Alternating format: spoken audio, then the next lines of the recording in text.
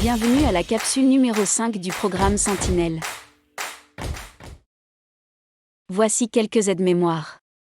Respectez l'interlocuteur, l'écoutez sans le juger, quelle que soit la situation.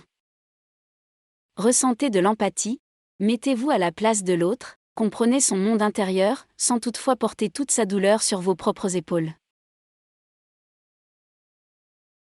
Ne précipitez pas les choses. Les personnes aînées sont avisées régulièrement via les divers médias et les associations qui les représentent de ne pas se fier aux personnes qu'elles ne connaissent pas. Et avec raison. Les cas d'abus financiers et d'arnaques envers cette population se font trop fréquents et les fraudeurs sont de plus en plus inventifs pour accéder aux comptes bancaires et informations personnelles de leurs victimes. Respectez les limites établies par la personne que vous voulez aider. Nous avons tous un jardin secret. Il y a des sujets qu'il ne faut aborder qu'avec un très grand respect et beaucoup de doigté. Si on vous dit par exemple, « Je ne veux pas parler de mes enfants », alors n'en parlez pas. Un moment propice viendra pour en parler, ou vous n'en parlerez jamais. Vous n'êtes pas là pour forcer la conversation mais pour écouter et agir dans les limites de votre mandat.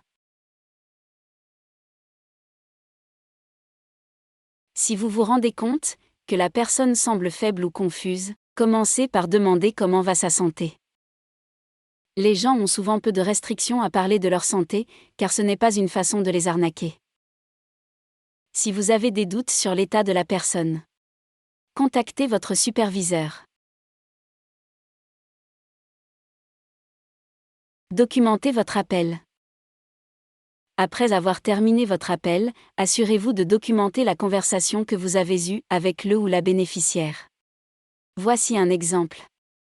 Madame X était très enjouée aujourd'hui, car elle a passé la fin de semaine chez sa fille avec ses petits-enfants.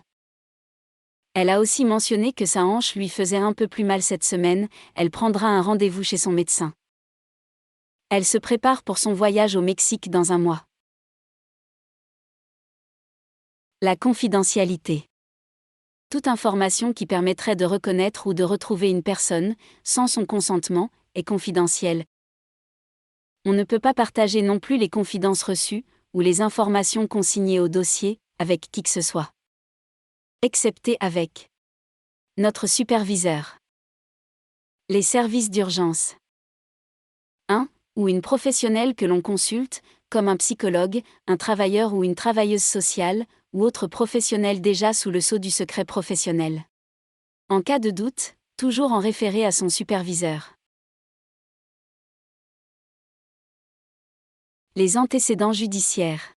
Parce que ce programme est offert à une clientèle considérée comme vulnérable, chaque bénévole devra fournir un document attestant de ses antécédents judiciaires, datant de moins d'une année, et ce, afin d'assurer la sécurité de toutes les personnes concernées. En tout temps, vous aurez accès à une liste de ressources dont plusieurs sont en français. Nous avons terminé la formation en ligne du programme Sentinelle.